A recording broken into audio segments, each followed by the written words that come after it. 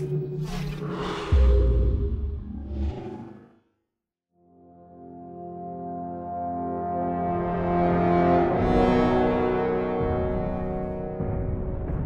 map pack in some ways is one of our first full direct Halo game projects. We started thinking about what do we want to do for map packs, when do we want to do them. We definitely wanted to pay full service to the universe created in Reach. One big consideration when we were working was how do we fit this to the fiction? All these maps are unique from the story standpoint of being places that are snapshots around the Reach universe as Reach is falling. You're constantly confronted with the fact that there's this beautiful place, but it's not going to be there forever.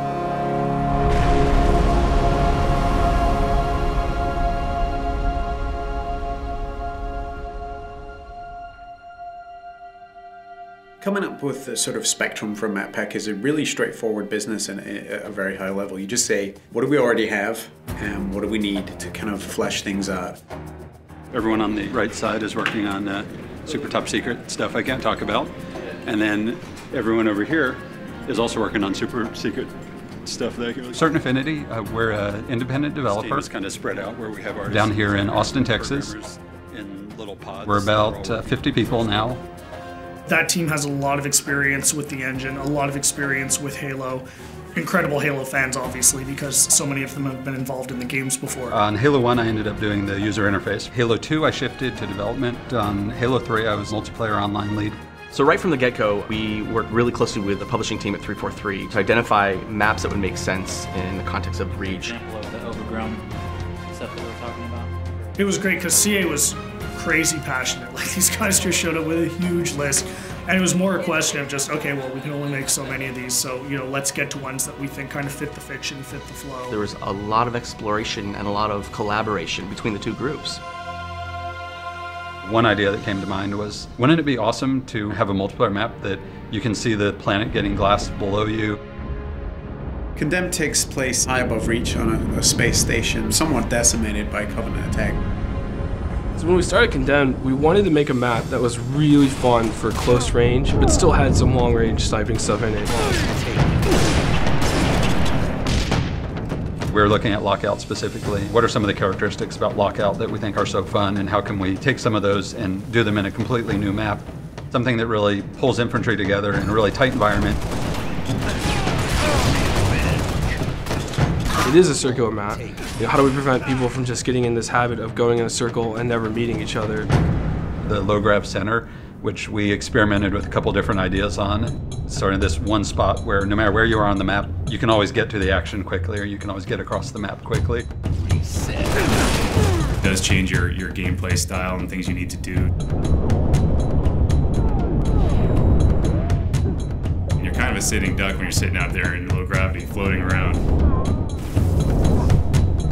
I remember at one point there was a giant energy beam that would come down, and if you were standing on that center platform at the wrong time, you would get blasted to smithereens. It was just encouraging people not to go into the center of the map, which is the exact opposite of what we wanted to do, so we just removed it. The earlier stages of the art pass were dark and much more creepy. If it's dark and industrial, it's really easy to get lost. So over the course of development, we decided to brighten this space more. And make it still retain a lot of the character we originally wanted, but to make it work. On a really tight map like Condemned, it's critical that the player is able to orient themselves.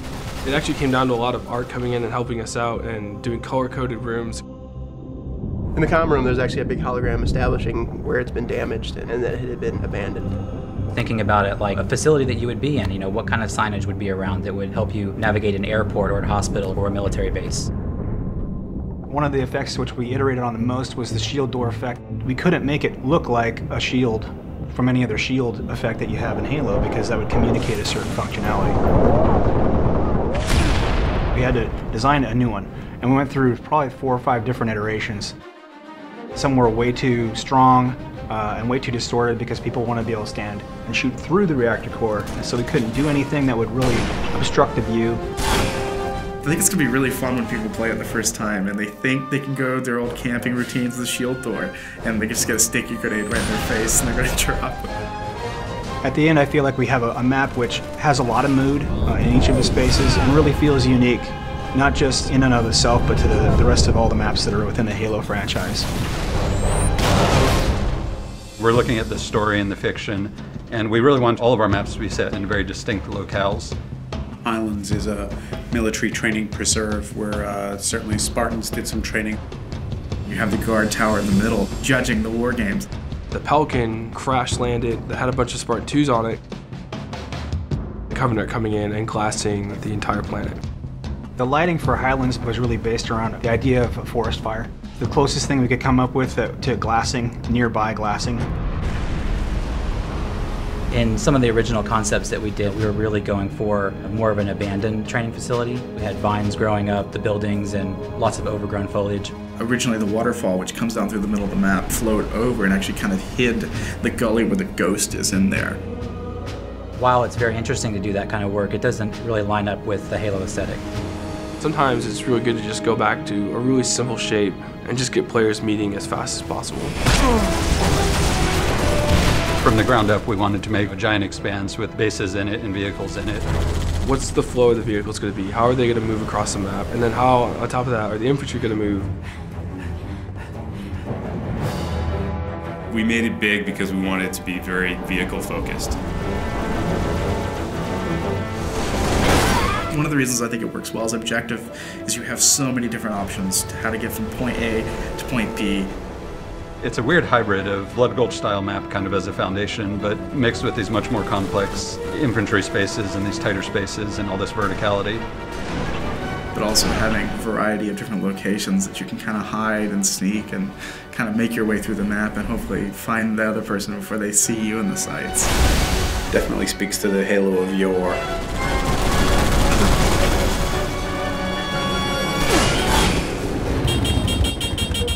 The new expanded firefight support meant that we definitely wanted to put in another firefight map.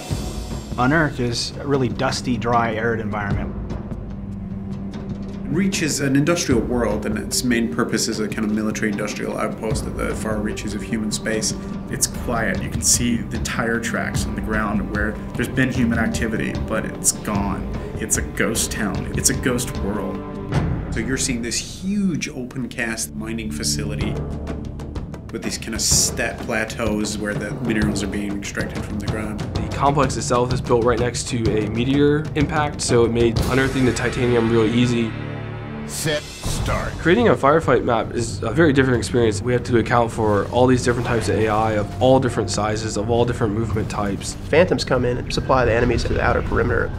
Hunters are almost 2 times the size of a player. When you go to put a door in, can this giant hunter fit through it? We really wanted to make a map that would allow people to jetpack from multiple levels. We wanted people to be able to armor lock in hallways and block the AI and get them to have to move and do different things. We cater to a wide variety of playstyles. If you want to do close quarters combat, there's opportunity for that in there. If you want to just get in a vehicle and run havoc and run over, 40, 50, 60 grunts, then you can. They want more vehicle combat in firefight because that just adds a different dynamic than just being a Spartan on foot. There's an inherent oval racetrack, and we have warthogs. So you put 2 and 2 together, you can run laps through the map. So there's literally through the main structure, and then under the bridge, and then back around. You can load up with your buddies, get a rocket launcher, rod, and shotgun, and then run laps and just rack them up. Just mauling through tons of Covenant. It adds this kind of exclamation point on the excitement, fun that is firefight. I hope that when players first play Unearthed, that they take a look around and just feel inspired and in awe of the grand scale of things, because it's a huge map.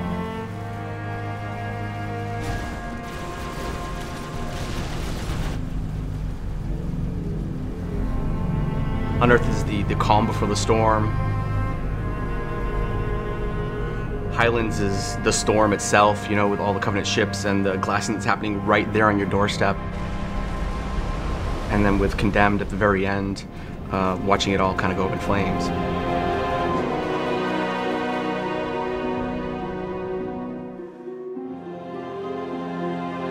This is really something being created by 343 and CA, and just being created by a bunch of diehard Halo fans. This is our core business. This is all we're doing from now on is Halo games and Halo support and Halo maps. We have resources, we have people, and we're going to throw those people and those resources and that talent and that effort to the Halo franchise, and it's a huge responsibility. People should understand that we understand that and we respect that, and we're going to do everything that we can. The community is huge for us in helping us shape what it is that we do next. The more vocal the community is, the more they tell us what they like, the more we can make sure that we try to give them that experience.